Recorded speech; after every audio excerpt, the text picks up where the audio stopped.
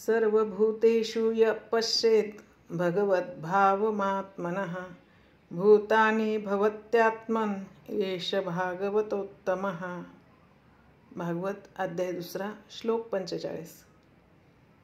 सर्वभूती भगवंत भूते भगवंती वर्तत भूती भूतात्मा तोची समस्त मी म्हणणे तेथे मीपणा नये.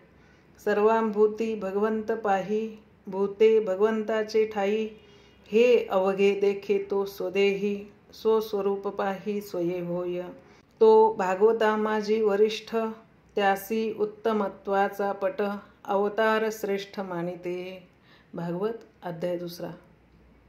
सकल भूत भौतिक सृष्टीमध्ये एक परमात्माच भरलेला आहे असे भागवत धर्म सांगतो आणि असे सुचवितो की जे कोणी भागवत संप्रदायाने परमार्थ मार्गास लागले असतील त्यांनी भिन्न भिन्न स्थावर जंगमादी भूतांच्या ठाई एक परमात्माच पाहावा व त्या परमात्म्याचे ठाईच हा सर्व विश्वपट विस्तारलेला आहे असे ओळखावे. या भागवत धर्मांच्या आज्ञेप्रमाणे सर्व भूतमात्रांच्या ठाई परमात्माच कोंदलेला आहे व परमात्मा स्वरूपातच सकल भूतसृष्टीची घडी सामावलेली आहे असे जो जाणतो तो परम भागवत म्हणजे श्रेष्ठ भागवत धर्मी होय. हेच शिरोभागी दिलेल्या अवतरण श्लोकात स्पष्ट सांगितले आहे. काही लोक स्वतःला भागवत म्हणवितात पण ते वर सांगितलेले भागवत धर्माचे रहस्य न जाणून केवळ उपासनेसाठीच निर्माण केलेल्या देवतादिकांच्या मूर्तीला पूर्ण परमात्मा असे मानतात आणि या भावनेनेच त्या मूर्तींचे अर्चन पूजन इत्यादी प्रेमपूर्वक करतात. वरील श्लोकात वर्णन केलेल्या श्रेष्ठ भक्त भागवतांच्या ठिकाणी ते नम्र होत नाहीत. मग इतर सामान्य लोकांच्या ठाई भगवत भावना ठेवून त्यांच्याविषयी ते मनात आदरबुद्धी बाळगतील ही गोष्ट तर दूरच राहिली. याच कारणाने भागवत शास्त्रकारांनी अशा पुरुषांची प्राकृत जनातच गणना केली आहे. आचार्यामेव हरये पूजाय श्रद्धये हते न तद्भक्तेषु चान्येषु सभक्त प्राकृत स्मृतः. भागवत अध्याय 2 श्लोक 47.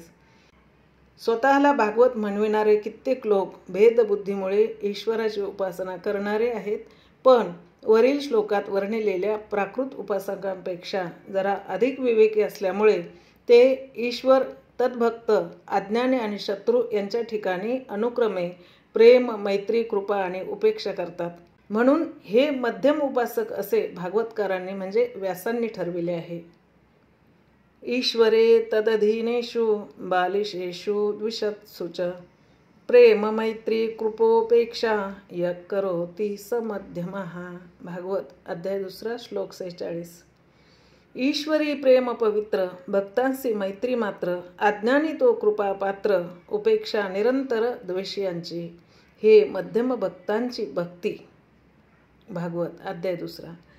पण जो कोणी खरा भागवत असतो त्याची तर सर्व जग विष्णुमय आहे अशी दृढ भावना झालेली असल्यामुळे यालाच तो आपला मुख्य धर्म असे समजतो. तुकाराम महाराजही भागवत धर्मीयांस आपल्या अभंगवाणीने असेच सांगतात. विष्णुमय जग वैष्णवांचा धर्म भेदाभेद भ्रम मंगळ भेदाभेद भ्रम मंगळ. ऐका हो तुम्ही भक्त भागवत ऐका हो तुम्ही भक्त भागवत कराल तेहित सत्य करा कराल तेहित सत्य करा.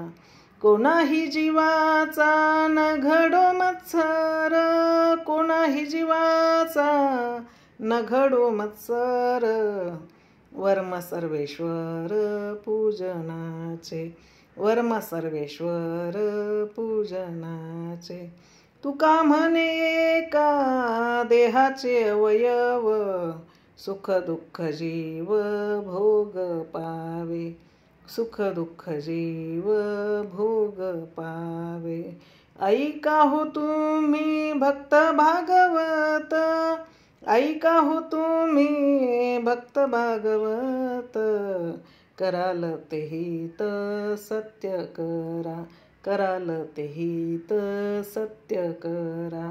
या अभंगाच्या 3ऱ्या कडव्यात तुकाराम महाराज भागवत संप्रदायी लोकांस उद्देशून असे सांगतात की कोणत्याही जीवाविषयी विषम बुद्धी मनात न धरता सर्व जीव परमात्मा स्वरूपी आहेत असे जाणणे हेच सर्वेश्वर पूजनाचे वर्म आहे. परंतु मलिन बुद्धीमुळे अलीकडील काही भागवत संप्रदायिकांस या रहस्याची ओळखच राहिली नाही. म्हणून सर्व भूतमात्रांच्या ठाई ईश्वर बुद्धी ठेवणे तर त्यांच्याकडून घडत नाहीच, पण उलट मूढ जनांकडून परब्रह्माची उपासना घडून चित्तशुद्धी व्हावी व तेने करून परमात्म ज्ञानाची त्यास प्राप्ती व्हावी म्हणून पुराणांतरी निरनिराळ्या नामरूपाने ज्या कार्य ब्रह्मरूपी देवता वर्णिलेल्या आहेत त्यांच्या ठिकाणी हे भागवत संप्रदायिक विषमबुद्धी बाळगतात. देवो देवी मीच पाही, हाही निश्चयो त्यासी नाही, भाव ते ठाई वेगळाला धरिते. ज्ञानेश्वरी. आता भिन्न भिन्न देवतांचे उपासक आपल्या ठाई भिन्न भावना वागून आपल्या उपास्य देवतेखेरीज इतर देवतांचा कसा धिक्कार करतात तो प्रकार जरा सविस्तर रीतीने येथे दाखवितो. विष्णूचे उपासक आपणास वैष्णव असे नाम धारण करून विष्णू समान दुसरे दैवत नाही असे प्रतिपादितात. ते म्हणतात की विष्णूची जशी रामकृष्ण नारायण इत्यादी अनेक नामे आहेत तशी दुसऱ्या देवतांची नाहीत. जे कोणी अन्य देवतांना अशी नावे आहेत असे मानतात ते नामापराधी होतात आणि त्या नामांचे जे कोणी चिंतन करतात त्यांना त्यापासून काही लाभ घडतच नाही, पण व्यर्थ श्रम मात्र होतात. ब्रह्मदेव व शंकर हेही विष्णू उपासकच आहेत असे अनेक पुराणात व्यासांनी वर्णिले आहे. विष्णू हे दैवत परोपकारी असून भक्तांचे हित करण्याकरिताच त्याने शंखचक्रादी 4 आयुधे आपल्या हातात धारण केली आहेत. भक्तांविषयी विष्णू कृपापूर्ण असून त्यांचे सदैव मंगल घडत असते. देवी, गणपती, सूर्य व शिव हे सर्व त्याच्या आज्ञेत तत्पर असतात असे उपनिषदे, भारत व पुराणे इत्यादी ग्रंथावरूनही स्पष्ट दिसून येते. विष्णू हा अखिल सृष्टीचा उत्पत्तीकर्ता आहे व निरनिराळ्या वेळी अवतार धारण करून त्याने विश्वाची स्थिती निर्भय केल्यामुळे विश्वधर्ताही तोच आहे. म्हणूनच देव, दानव व मानव या सर्वांना तो उपास्य व पूजनीय झाला आहे. शिव हा विष्णूचा परमभक्त आहे, पण त्या समान नाही. शिव हा स्वतः स्मशानवासी, रुंडमाळा धारण करणारा, अंगाला अमंगल चिता भस्म लावणारा असा आहे. मग तो दुसऱ्यांचे कल्याण कसे करणार? शिवाचा पुत्र गणपती हाही शिवाप्रमाणे असेव्यच समजायचा, कारण त्याचे स्वरूप विलक्षण म्हणजे नर व पशु या दोघांच्या अवयवांनी बनलेले आहे. आता देवीच्या उपासकांविषयी विचार केला तर तेही शेवटी देवीच्या स्वरूपास जाऊन पोचतात असे आहे व देवीचे स्वरूप तर निंद्य व अपवित्र मानले आहे आणि ती देवी म्हणजे दोषाची खाण असे समजतात. ती कपटी असून शिवाच्या तंत्राने वागणारी असल्याने ती स्वतंत्र देवता नाही, तेव्हा तिची उपासना निष्फळच व्हायची. सूर्य उपासकांचीही हीच कथा, कारण सूर्याच्या मागे रात्रंदिवस फिरणे लागले आहे. तो एका स्थानी कधीच निश्चळ राहत नाही. अर्थात सूर्याच्या उपासकालाही अहोरात्र भ्रमण करावे लागते. तात्पर्य की एका विष्णू वाचून शिव, गणपती, सूर्य, देवी ह्यापैकी कोणतीही देवता सेव्य नाही. म्हणून इतर देवतांचा त्याग करून नित्यसेव्य अशा हरीचीच उपासना करावी. त्याच्या ध्यानपूजनादी विधींचा प्रकार नारद पंचरात्रामध्ये स्पष्ट सविस्तर वर्णन केला आहे, तो पहावा. आता शिव उपासकही याचप्रमाणे आपल्या उपास्य देवताच्या एकांगी अभिमानाने अन्य देवता संबंधी असाच भेद बाळगून असतात. त्यांचे म्हणणे असे की शिवासमान इतर दैवत नाहीच. शिवनामाने जी फलप्राप्ती होते ती विष्णू नामाने होत नाही. शिव हा भक्त काम कल्पद्रुम असल्यामुळे विष्णूने त्याची उपासना केली, तेव्हा शिवाने त्याला आपले सर्व ऐश्वर्य देऊन टाकले व स्वतः स्मशानवास अंगीकारला. सर्वांग विभूती चर्चित करून दिगंबर स्थितीने शिव काशीपुरीत राहू लागले. विषय सुख वैराग्याची बरोबरी करीत नाहीत असा सिद्धांत आपल्या भक्तास आपल्या अशा प्रकारच्या राहणीने शिवांनी स्पष्ट दाखविला. ज्या काशीपुरीत ते वास करतात त्या ठिकाणी जो कोणी आपला देह ठेवतो, मग तो पुरुष असो अथवा स्त्री असो, त्याला सायुज्य मुक्ती प्राप्त होते व अति दुःखप्रद अशा गर्भवासातून तो कायमचा मुक्त होतो. काशीत राहणाऱ्या प्रत्येक जीवास त्याच्या अंतकाली शिव असा अद्वै बोध करतात की तेने करून मरणारा लिंग देहाचा त्याग करून परब्रह्म स्वरूपी स्थिर होतो. मोक्षदान देण्यात शिवजी हे लहान मोठा अधिकारी व अनअधिकारी यांचा मुळीच विचार करीत नाहीत, तर सर्वांसच मुक्ती देतात. म्हणून त्रैलोक्यात शिवासारखा कोणी दाता नाही अशी त्यांची कीर्ती आहे. विष्णूंची गोष्ट अशी नाही, तो प्राकृत जनांप्रमाणे आपल्या भक्तांचे रक्षण करतो व अभक्तांचा नाश करतो. हे पुराण प्रसिद्ध आहे. रामचंद्रांनी रामेश्वराची स्थापना केली या गोष्टीवरूनही शिव सेव्य व विष्णू सेवक हे सिद्ध होते. स्कंद पुराणात व्यासांनी याचा उल्लेख केला आहे. भारतात व पद्मपुराणात जरी विष्णूची महती गायली आहे, तरी अपय्य दीक्षितांनी जे भारत तात्पर्य वर्णिले आहे ते वैष्णवांस माहीत नाही. या भारत तात्पर्यात शिव हेच एक ईश्वर आहे व म्हणून सर्वात श्रेष्ठ आहेत असे सांगितले आहे. शिवाचे सर्वेश्वरत्व स्पष्ट दर्शविणारा असा एक प्रसंग पुराणात वर्णिलेला आहे. तो असा की एकदा अर्जुन अश्वत्थाम्यांचे युद्ध चालले असता अश्वत्थाम्याने अर्जुनावर नारायणास्त्र व अग्नास्त्र सोडले. त्यामुळे पुष्कळ सैन्याचा नाश झाला. पण अर्जुनास व त्याच्या सारथ्याचे काम करणाऱ्या श्रीकृष्णास मुळीच धक्का लागला नाही. हे पाहून अश्वत्थाम्याने रथाचा त्याग केला व धनुर्वेद शिकविणाऱ्या गुरूंचा धिक्कार करून तो वनात चालता झाला. तेव्हा व्यास अश्वत्थाम्याजवळ प्रगट होऊन त्याची समजूत करू लागले की धनुर्वेदाचा व तद्द्रष्ट्यांचा तू धिक्कार करू नको, कारण अर्जुन व श्रीकृष्ण हे नरनारायण रूप आहेत. त्यांनी भक्तिपूर्वक शिवाची उपासना केल्यामुळे शंकर त्यांना प्रसन्न झाला व युद्धप्रसंगी त्यांच्या रथाच्या ध्वजस्तंभावर हनुमंताच्या रूपाने राहून त्यांचे सदैव रक्षण करण्याचे व्रत त्याने अंगीकारले. म्हणून त्यांच्यावर सोडलेली शस्त्रे व अस्त्रे ही निष्फळ होतात. या आख्यायिकेवरून हे स्पष्ट दिसून येते की विष्णूच्या विभूतिमत्वास शिव हेच कारण होत आणि म्हणून विष्णूची महती गाणाऱ्या ग्रंथावरूनच शिवाचा महिमा अधिक ठरतो. कारण भारत भागवतादी जे ग्रंथ विष्णू हा उपासनार्ह दैवत आहे असे प्रतिपादितात, तेच ग्रंथ विष्णू हा शिवभक्त आहे असे गौरवून वर्णन करतात. अर्थात शिव म्हणजे उपास्याचे उपास्य दैवत म्हणून सर्वात श्रेष्ठ हे उघड आहे. दुसरे असे की शिव हे अनवर्थक नाव आहे. शिव म्हणजे कल्याण करणारे देवता, अर्थात शिवाखेरीज इतर विष्णू गणपती वगैरे देव अकल्याणरूपी होत. म्हणून त्यांचा त्याग करून शिवासारख्या कल्याण करणाऱ्या देवाचीच उपासना करणे हे सर्वात श्रेयस्कर होय. आता गाणपत्य म्हणजे गणपती उपासक काय म्हणतात याचा विचार करू. त्यांचे म्हणणेही अशाच प्रकारचे अत्याग्रहाचे असते.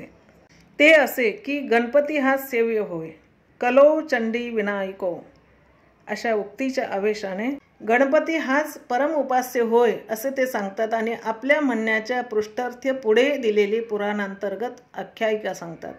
ती आख्यायिका येण्याप्रमाणे अति मदोन्मत्त व प्रबल झालेल्या त्रिपुरासुराचे पारिपत्य करण्यासाठी विष्णू प्रमुख सर्व देव प्रवृत्त झाले. तेव्हा त्यांना प्रारंभी यश आले नाही, म्हणून त्यांना सखेद आश्चर्य वाटले व असे होण्याचे कारण काय असावे याचा असे ते विचार करू लागले. तेव्हा हरिहरांच्या लक्षात आले की विघ्न विनाशन जो गणपती त्याचे पूजन करून त्याची प्रसन्नता प्राप्त करून न घेतल्यामुळेच अंगीकृत कार्यात आपणास यश आले नाही. म्हणून सर्व देवतांनी पश्चातापयुक्त अंतकरणाने गणेशाची आराधना केली आणि नंतर पुन्हा युद्ध करू लागले. तेव्हा त्रिपुरासुराचा क्षणार्धात अल्पसायासानेच नाश झाला. या आख्यायिकेचे तात्पर्य एवढेच की ज्याच्या कृपाप्रसादामुळे त्रिपुरासुराचा नाश करण्याचे सामर्थ्य हरिहरांमध्ये उत्पन्न झाले तो गणपती परम उपास्य आहे हे स्पष्ट आहे. व्यासाच्या गणेश पुराणात व मुद्गल पुराणात असे सांगितले आहे की सर्वांचे अधिकारण गणपती असून त्याच्या सोंडेतून हरिहरादी देव निर्माण झाले. गणेशाचे एक क्षणभर जरी ध्यान केले तरी सूर्याच्या योगाने जसा अंधाराचा नाश होतो त्याप्रमाणे सर्व विघ्नांचा नाश होतो. म्हणून त्या गणेशाचीच पूजा सर्वांनी करावी. आता शक्ती उपासकांचे काय म्हणणे आहे त्याचा विचार करू.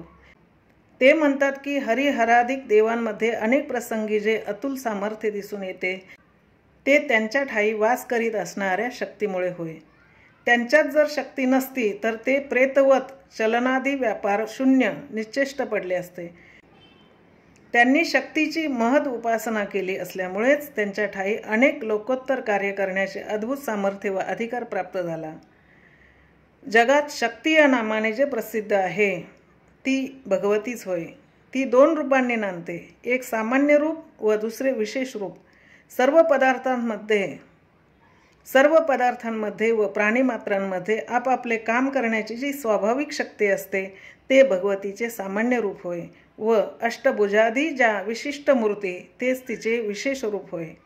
सामान्य रूपाने वास करणाऱ्या शक्तीचे भिन्न भिन्न प्राणीमात्रांच्या ठिकाणी न्यूनाधिक्य दिसून येते. ज्यात शक्तीचा अगदी अल्प अंश असतो त्यास असमर्थ अथवा अशक्त असे म्हणतात. विष्णू, शिव, गणपती वगैरे सर्व देवांमध्ये शक्तीच्या सामान्य रूपाचा विशेषांश म्हणजे मोठा अंश असल्यामुळे त्यांच्यामध्ये ईश्वर भाव व दैवी सामर्थ्य दिसून येते. शक्तीच्या अभावी त्यांची स्थिती वर सांगितल्याप्रमाणे प्रेतवत व अमंगल झाली असते. भगवतीच्या सामान्य स्वरूपाचे जसे अनंत अंश आहे त्याप्रमाणे तिच्या विशेष स्वरूपाचेही अनंत अंश तिच्या विशिष्ट मूर्तीमध्ये कमी अधिक प्रमाणात वास करीत असतात. तिच्या त्या सर्व साकार रूपांमध्ये काली हे तिचे प्रधान रूप होय. माहेश्वरी, वैष्णवी, सौरी इत्यादिकांमध्ये या विशेष रूपाचेच प्राधान्य असते. भगवतीच्या उपासनेमुळेच विष्णूला वैष्णवी शक्तीचा लाभ झाला व शिवाला माहेश्वरी शक्तीचा लाभ झाला. ध्यात्याला ध्येय रूपाची प्राप्ती होणे व ध्यानाचे निस्सीम रूप होय. उपासनेची परमावधी झाली म्हणजेच ध्याता ध्येय स्वरूपी होतो. विष्णू, शिव व सूर्य वगैरे भगवतीचे परमभक्त व श्रेष्ठ उपासक असल्यामुळेच त्यांना त्या त्या शक्तीचा लाभ घडला. म्हणून शक्ती हीच सर्वात उपास्यतम देवता आहे असे शाक्त प्रतिपादन करतात. आता सौर म्हणजे सूर्योपासकांच्या मते सूर्य हा श्रेष्ठ व परम उपास्य देव आहे. हरिहरादी देव उपास्य व श्रेष्ठ असले तरी सूर्या वाचून त्यांची व तद उपासकांची गती अंधाप्रमाणे होऊन राहिली. सर्वांचे प्रकाशन करण्यास एक सूर्यच समर्थ आहे. सूर्य वाचून इतर कोणतेही प्रकाशन करण्यास स्वतंत्र नाही. अग्नी, चंद्र, दीप इत्यादिकांच्या ठिकाणी जे तेज व प्रकाशन सामर्थ्य असते ते सूर्यापासून त्यांना प्राप्त झालेले असते. केवळ परहितार्थ अहोरात्र अविश्रांत परिभ्रमण करीत असणाऱ्या सूर्यासारखा दुसरा जगाचा हितकर्ता कोण आहे? कोणीच नाही. सर्व कार्यांची उत्पत्ती ज्या काळावर अवलंबून राहते त्या काळाचे वर्तमान, भूत व भविष्य हे 3 भेद सूर्याच्या गतीमुळेच उत्पन्न झालेले आहेत. म्हणून सर्वांचा उत्पत्तीकर्ता सूर्यच ठरतो. त्याच्या प्रसन्नतेवर विश्वस्थिती अवलंबून राहते. त्याच्या अप्रसन्नतेने म्हणजे त्याच्या कोपाने सर्व विश्व दग्ध होऊन त्याचा नाश होईल. सारांश: विश्वाची उत्पत्ती, स्थिती व लय यांना एक सूर्यच कारण होय. अशा या श्रेष्ठ स्वयंप्रकाश सूर्याचे निराकार व साकार अशी 2 रूपे आहेत. सर्व नामरूपात्मक पदार्थात तो निराकार रूपाने व्यापून राहिला आहे. वेदांती भाती या शब्दप्रयोगाने त्याच्या या स्वरूपाचा बोध करतात. निराकार स्वयंप्रकाश सूर्याचे हे रूप जगाचे अधिष्ठान आहे व त्याच्याच अज्ञानाने म्हणजे हे अधिष्ठान न जाणल्यामुळे जगतरूपी विवर्त सत्यत्वाने भासमान होतो. हा निराकार स्वयंप्रकाश सूर्य साभास अंतःकरणाचे म्हणजे अंतर्मुख वृत्तीचे ठाई स्वयंप्रकाशकत्वाने प्रतीत झाला म्हणजे अहम भानुः अशी अंतःकरण वृत्ती उदय पावते व अज्ञान निवृत्तीमुळे जगद्विवर्ताचीही निवृत्ती होते. आता सूर्याचे जे साकार स्वयंप्रकाश रूप त्याच्या योगाने दिनोदयाबरोबर त्याचा प्रकाश सर्वत्र भासमान होतो. चंद्र, नक्षत्र, तारांगणेही त्यांच्याच प्रकाशाने प्रकाशमान होतात. अशा या 2 रूपांनी अखिल सृष्टींचे चालकत्व आपल्याकडे ठेवून तिचे कल्याण करणारा स्वयंप्रकाश अतएव देव जो सूर्य तोच सर्वात श्रेष्ठ व परम उपास्य होय.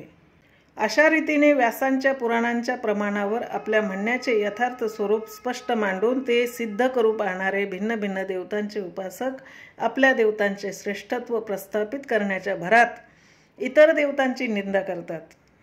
पण मंदबुद्धीमुळे त्यांच्या लक्षात असे येत नाही की भिन्न भिन्न पुराणांचा कर्ता जो व्यास तो स्कंद पुराणात शिव सर्वात श्रेष्ठ आहे असे सांगतो व लागलीच विष्णू पुराणात विष्णू सर्वात मुख्य आहे असे सांगून गणेश पुराणात गणपतीकडे सकल प्रभुत्व सोपवितो.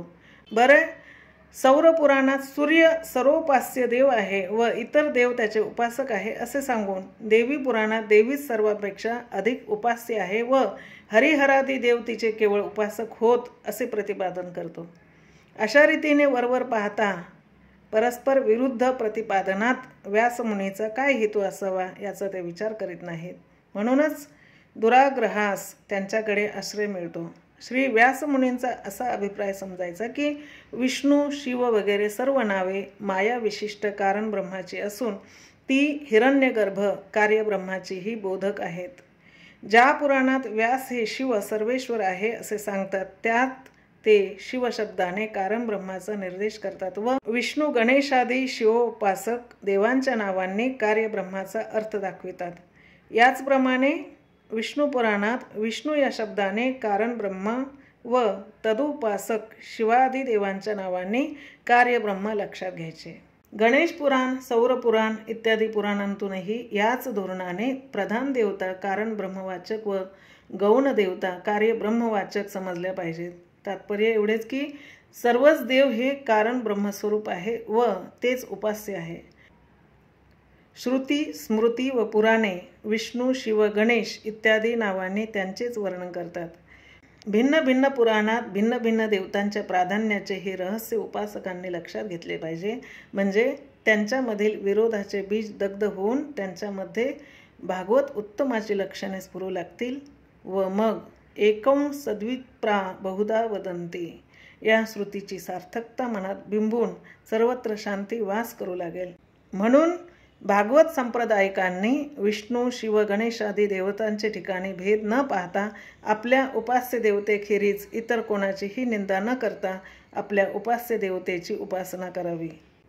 पण ती अशी जी आपली उपास्य देवता आहे तीच मुंगीपासून ब्रह्मदेवापर्यंत सर्व लहान मोठ्या भूतांतून व्यापलेली आहे असे जाणून त्यांनी आपल्या इष्टदेवतेचे ध्यान, भजन, पूजनादी उपासना करावी. या लेखाचे आरंभी आम्ही उत्तम भागवत जे सांगितले त्यांनी अशाच प्रकारची शिवोपासना केली व नित्यमुक्त व भेदशून्य आत्म्याला व्यष्टी स्थूल सूक्ष्म देह संगताचे बंधनात घालून स्थूल सूक्ष्म संगताकडून होणाऱ्या बऱ्या वाईट कर्मांचे फल देहांतराचे ठिकाणी भोगाव्यास लावण्यात हेतुभूत जी अहंता ती त्यांनी नाहीशी केली. तो मी पुससी कैसा सर्व भूती सदा सरिसा जेथ आप पर ऐसा भाग नाही जे ऐसिया माते जाणवणे अहंकाराचा क्रूठा मोडोने जे जीवे कर्मे करुणे भजती माते. देह अहंता नाहीशी करणे हीच परमार्थातील मुख्य गोष्ट होय. हेच संत तुकाराम महाराज आपल्या एका अभंगाच्या कडव्याच्या पूर्वार्धात सुचवित आहेत. थोरती गळाली पाहिजे अहंता. भगवत उपासकांनी उपासनेच्या योगाने तरी हेच साधायचे आहे. परंतु भगवंताचे वर सांगितलेले सर्व अंतर्यामित्व न जाणता केवळ मनुष्यासारखा प्राकृत देहधारी देव आहे असे मानून त्याची उपासना जे करतात त्यांची सर्व अनर्थास मूळ जी देह अहंता ती नाहीशी होत नाही. श्री एकनाथ महाराज म्हणतात, आपणा सारिखा देख हरी मानी पंचभौतिक त्या परममूर्खा ते देख अकल्प दुःख सरेना पै. चतुश्लोकी भागवत. श्रीहरीचे सर्व व्यापकत्व न जाणता वर सांगितलेल्या समजुतीने जे उपासना करतात त्यांना नरक गती प्राप्त होते असे एक प्रसंगी संत तुकाराम महाराजांनी स्पष्ट सांगितले आहे की कुंभपाक लागे तयासी भोगणे अवघाची जो नेणे देव ऐसा. सारांश, सर्वांतर्यामी एक परमात्मा आहे अशा जाणीवेच्या शुद्ध भावनेने होणाऱ्या उपासनेने उपासक आत्मज्ञान संपन्न होऊन देहाभिमान शून्य होत साता कृतार्थ होतो. अशा शुद्ध भावनेने तुकाराम महाराज पांडुरंगाची भजन पूजनादी नित्य उपासना करीत असत.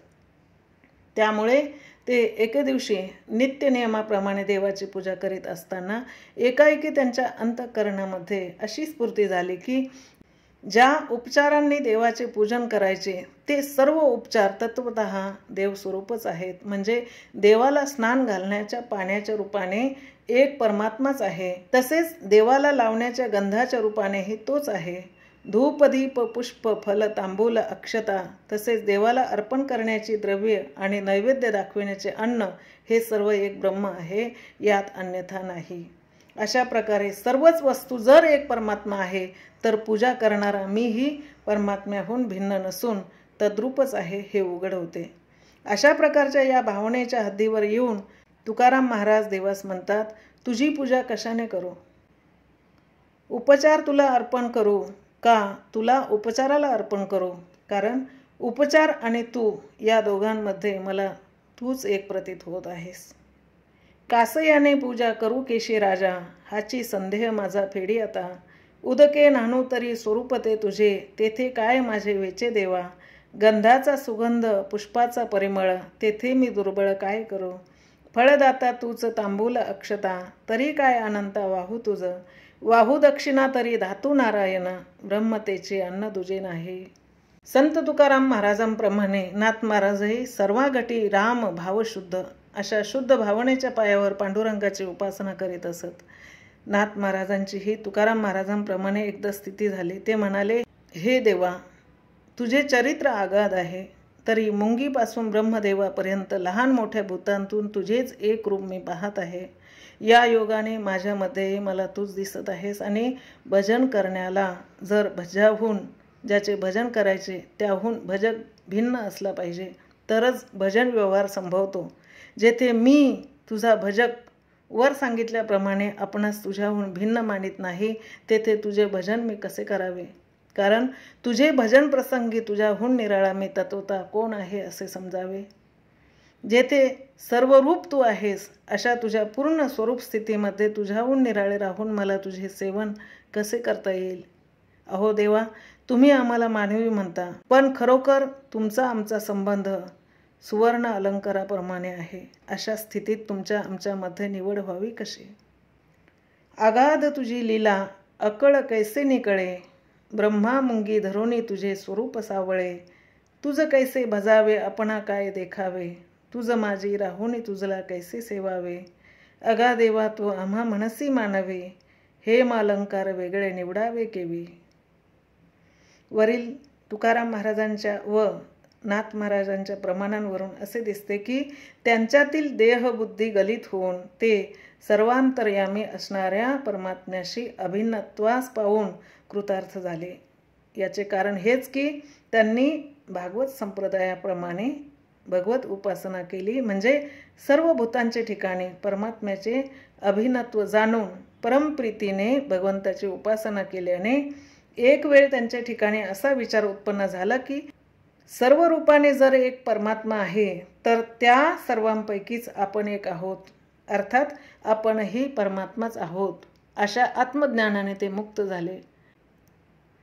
परमात्म्याला एकदेशी मनुष्यवत स्थूल मानून त्याची पूजा करणारे जे बहिर्मुख उपासक आहेत ते भगवंताच्या पूजेकडे प्रवृत्त झाले असता पूजाप्रसंगी गंध फूल देवांना वाहताना पुरुष सुक्तादी मंत्राची शास्त्रकाराने जी योजना केली आहे त्याचे रहस्य हेच आहे की ज्या देवाच्या डोक्याला तू गंध लावित आहेस त्या देवाचे डोके एक नसून तो सहस्त्र शीर्ष आहे.